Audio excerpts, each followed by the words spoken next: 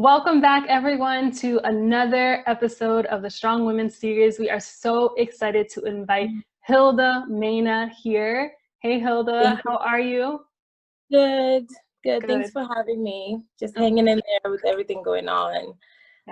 Trying to keep a positive spirit, positive mindset, and reminding myself and my friends to just be okay with taking a step back, because we're of no help if we're not okay, So Yeah, absolutely. And we're recording this a little bit earlier, but obviously there have been a lot of events and protests that have been going on in response to this continuing problem of how Black America has been treated in this country. And so it's just been a heavy week for all of us. So Hilda, I thank you so much for even taking the time to do this during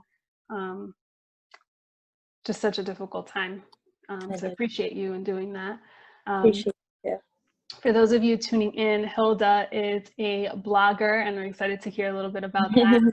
And she also has a YouTube channel by the same name, Hilda Maina, and it's a beauty and lifestyle, channel. So we are really just excited to hear more about you, about your journey, and we're gonna get right into it. So can you start off by telling me a little bit about your name and what it means, and do you like it? Okay, so it's actually funny because I think a friend of mine were trying to figure out what our names mean. And we just went on Google, and like my name said like war or battle or something like that. I'm like, okay, I'm strong, like things like that. And then when you asked me to do this, I asked my mom, and I was like, Mom, why did you call me Hilda? And she said that she was basically in labor for 24 hours with me. I was like, Gal, I don't know how you did it. And she was like that because God saw her through and made sure that she was alive and I came out alive and I was healthy. I was big, but I was healthy. And she basically called me Hilda because it means completion and perfection. And she said it's because I came out perfect to her eyes and everything was great in completion. So I'm going to call everyone Hilda. So cute. I thought that was so cute. So yeah. I love that. Amen. Like good points for Mom for picking a name that like means something. That is, it just has so much depth. Like I didn't think she was gonna say that. I just thought she was gonna be like, it was either that or that. One of those. That was great. Awesome. Well, I'm just really excited to learn more about you, and I actually want to tell folks how we know each other, and Hilda's going to tell you about that because apparently I don't really know. So are you ready? I'm so ready. Please tell me. So we met at Connect Group, a Do This Connect Group. The best Connect Group ever, remember? So I walked in, and like we always do this thing where you walk in, you give everyone a hug, and then I got to you were literally sitting on that couch, like right on the corner. And I was like, wait, I've never seen her, but like everyone was so familiarized with you. And I'm like, wait, should I know her? But I think it was Becca. She was like, no, she's new, but she like moved away. And I was like, okay. And you literally had like the same lipstick and everything. You looked the same as you look today, and like all black outfit. It's so weird how I remember, but I'll tell you I remember. After you did, because you actually led Connect that night.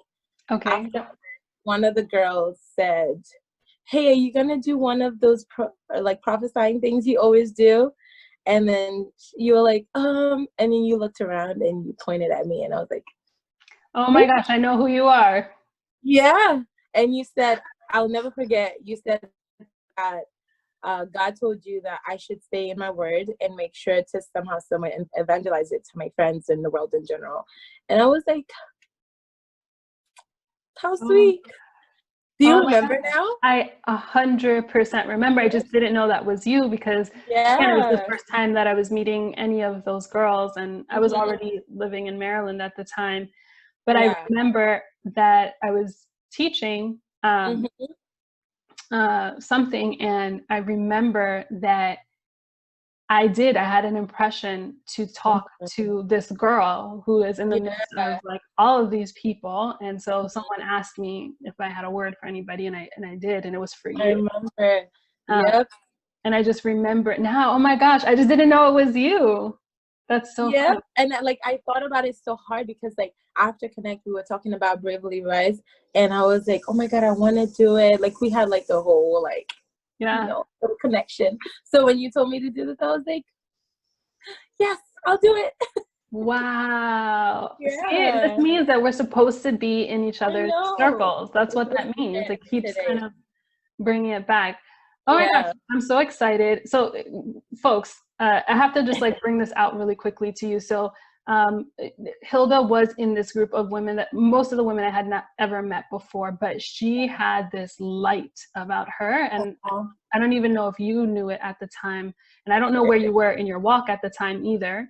But I had just this strong impression about you that God wanted to use you in a really big way beyond what you were thinking you were capable of, but that you needed to get in the word and like Thank you. double down there. So you are special. So I'm so Thank excited. you. I'm even more excited to have you here because now I I'm like, know. wow. I'm like, tell me more, because I honestly was in a space where I was trying to figure out relationships that are for me, whether it's like friendships or romantically or whatever the case might be. And most of the girls that I was there with that you didn't know, like, are all my friends. And I'll be like, if we go to Connect, we can do this later, like them to come. So when you said that, and I was like, oh wow, it was meant to be. So cool. Yeah. Amazing. Well, hey, tell us a little bit about your actual journey with God. What has that looked like? What has that been like?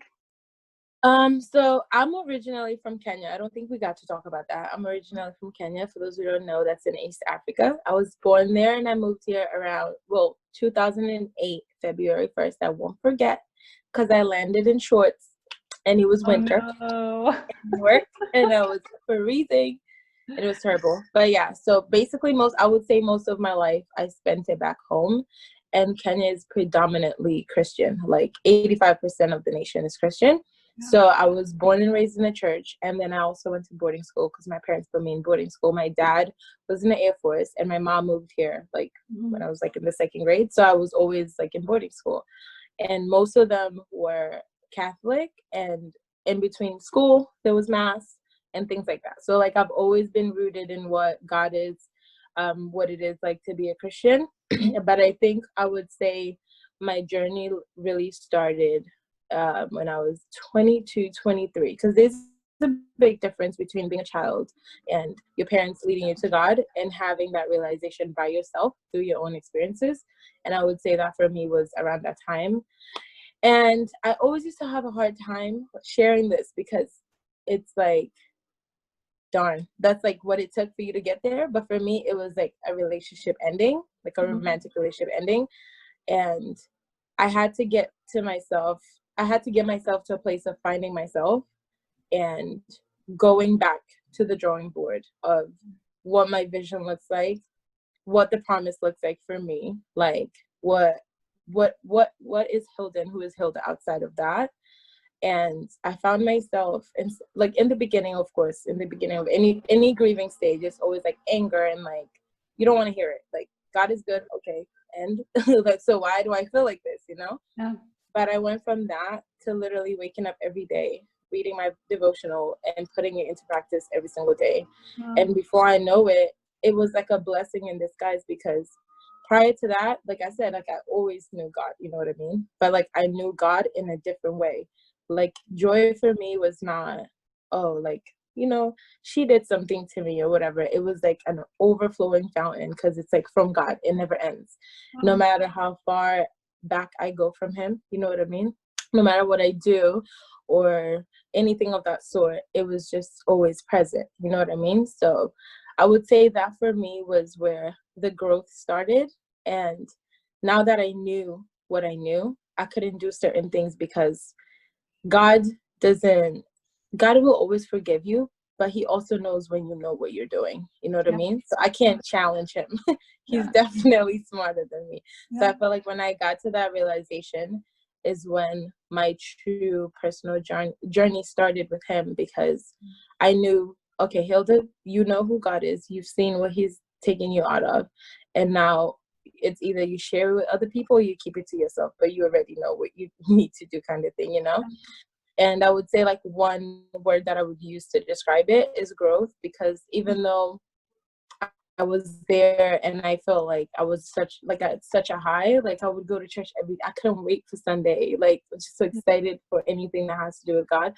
But I would say it's definitely been growth, because there's always opposition in life, and in the middle of opposition you have to remind yourself that God is not punishing you. Yeah. It's just what it is. Faith is uncomfortable. You need to do what you need to do. Yeah. And it's just been like a constant battle, but a beautiful one at that. So here we are, still trying to figure it out. I don't have all the answers, but I definitely know who I walk with. So with that, we're good. Yeah, that's so good. And we don't have to have it all figured out by any means at all. I think that when you feel like you figured it out, you didn't. Yeah. God. Yeah, and I can totally relate to getting to a point where like where you're getting to a point that the things that used to matter maybe matter less or don't matter at all. And I remember having these conversations as I was transitioning from my life, prior to being saved into walking with Jesus, having conversations with folks, and they're like, "You're giving up this, you're giving up that, your life is gonna be boring." And it's like, "Oh no, I'm not giving it up. I don't need it anymore." Yeah. I didn't give anything up. I just didn't need it. The things that used to provide me comfort, I didn't need that type of comfort anymore, because God was working on healing me in those spaces. So I didn't have to go back to certain things. And I'm so grateful, because there were certain things that God removed immediately. And then there were things that he had to work out of me, and it's still working out of me. So I can totally relate to that. Thank you so much for sharing. I want to know a little bit about just the passions that God has put in your heart, the mission, the purpose. How does that look like for you as you're kind of starting out? So I think for me, it's so interesting because I'm an overthinker, right? So I always find myself either, and it's so terrible, but like we're human, we do it. I always find myself either comparing or wishing for more, but I need to find that boundary, like that fine line between being ungrateful and being complacent. You know what I mean? So I would say for me, I don't necessarily have that destination mission. It's more of like, I don't even know how long I'm going to be here anyways. So let's do it more of like in a pace of like a day-to-day kind of thing. You know what I mean? Yeah. So for me, with everything that I've gone through, because first of all, I really want to do Bravely Rise. Like I really do, because I feel like it'll give me the little push like to speak more and be more comfortable with everything that I've gone through as a woman. Yeah. But I would say that my mission definitely, I don't want to leave this earth without sharing my story. I don't want to leave without helping other women that have been in situations that I've been in. And one of the things that I do to kind of like find like a foundation or a level-headed place to start it is my YouTube channel. I do like makeup and like things, because you look good, you feel good. Yeah. Today I didn't have the energy, but you look great. Thanks. You look good, you feel good. So I figured, why not like do things that I love to do? Not saying like I'm a makeup artist or anything, but I can like paint a little bit. So yeah, doing makeup and lifestyle, traveling around, like when I was talking about my journey when I was 22, 23, I literally traveled for like 3 months straight. Wow. So and it was the best thing ever. So just like the beauty and lifestyle, and then the blog that I'm coming up with, I want to create a space for, I would say like my target is millennials, because I relate to them more, but anyone, obviously, like I can learn from people. We learn from each other. It doesn't matter the age, but just creating the space where people feel comfortable to talk. I think my platform will be more of sharing my story. And creating maybe like a segment where people can come to me and talk to me as a friend. I could be like your pen pal or something. And you can talk to me anonymously, or if you want to be known, whatever the case might be, and just be able to share what I know, because I think life is the greatest teacher. I might not have all the answers, but I have my Bible and I have my experiences, and things that I've not gotten myself, but things that God has helped me get out of, I'm pretty sure I can relay that message to people that feel hopeless and help them figure that out. When you're talking about what God has done for you, and it's so incredibly like big, when it comes to you giving it back, it's like, where do I even start? Like, how do I share all this grace, you know? Yeah. So, yeah. And I would just encourage you, because like I said before, I definitely believe that God has a plan for you. And when I say that, you know, again, I feel like God has a plan for everyone, and there's different lanes for everyone. And some lanes are meant to influence. And I think that's your lane. So I'm just going to continue to encourage you in that space. Thank you. And also just starting, right? So sometimes we do get stuck in our head. You mentioned earlier, I'm an overthinker, and so we never start the project. We never, you know, take the leap. And I'm preaching to myself here, because it took me so long to start making videos, because I was so in my head about, I don't like the way I sound, I don't know, I look weird, and like you start looking at yourself and I'm like, is my face crooked, like what's going on, you know? And so there were all these like superficial things for not doing what I feel like God put in my heart to do. And what it caused was a delay, you know, unnecessary delay probably. And so I encourage anyone who's listening right now, if you have a fragment of something, just start, you know. I think there's a difference between I'm waiting on God for wisdom and I'm waiting to hear, versus I've got the idea and I'm just too scared to go out on it. Exactly. And so, right? And so I'm using God as a way to not step out in faith, you know? So I think it's really encouraging what you're doing. And, you know, I don't actually know much of your story, but I'm looking forward to like reading your blog and figuring that out. And so do you have a date, or like, are you targeting a particular date for launching your blog? I would say like mid-June. Yeah. I would say around, soon. So we can do, I would say maybe like by June 20th. Oh, okay. So when you have your blog link, you send it over here, because I will. I feel like this is going to be airing around that same time. Perfect. See, it's all meant to be. It was working so seamlessly. Hey, if you were to think about your life till now, and I know, again, you're still obviously learning, but what has been one like big life lesson that you feel has stood out to you? I would say being okay with how things are, and having more trust. And to elaborate more on that, I would kind of put into perspective in a sense of that we live in a culture that everything is there for you to see already, you know. If you want to see someone's life and where they are, you can literally just go on their Instagram and like you'll figure it all out, right? And you'll see everything. And as a human being, it's hard for you not to question, or to ask God, or ask yourself, like, how come I'm not there, or how come, you know, how come I don't have what they have? And it sounds so redundant, but like I feel like it's something that's extremely apparent to so many people. Sometimes you do it without even realizing that you're doing it. So I think my biggest life lesson up until now has been just trusting God more. Because when I look back, for example, to when I thought I wanted something, and then now that I'm here in the present and I see what God has given me, I understand fully why I didn't have what I was thinking I want at the time. Because what I have now doesn't even amount to what I thought I can have, you know what I mean? And just trusting the process. And like I said, faith is the most uncomfortable like thing ever, but it's so crucial. Funny enough, my mom's name is Faith, like hello. But just having that faith and having that trust, and genuinely being happy for people when they have what they have, being happy for them, and knowing that that's theirs and yours is coming. And what's for you, no one, like if you only knew what God has for you, you literally would not trip over certain things. So I would say that's definitely been my biggest lesson, because I'm a millennial, you know.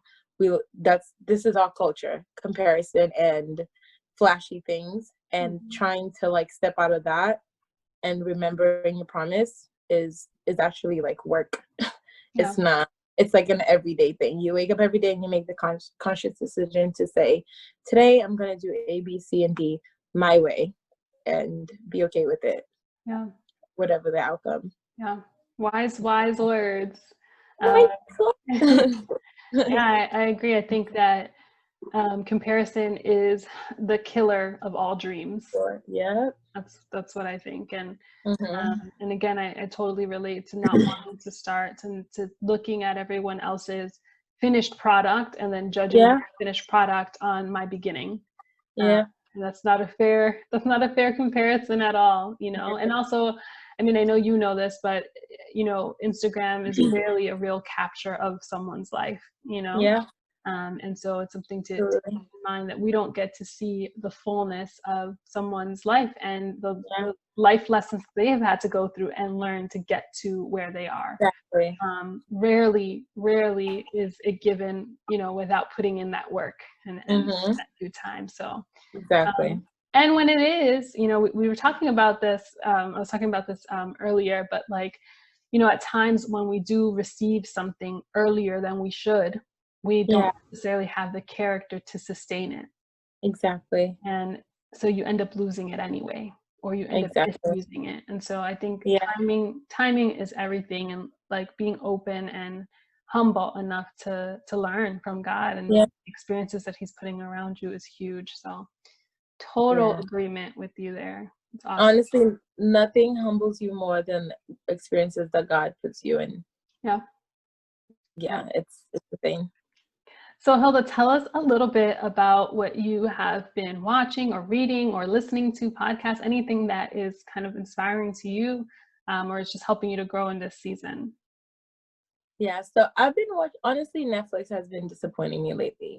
Like, I start a movie because the little trailer looks so good, and then you start it and it's like, I just wasted an hour that I'll never get back.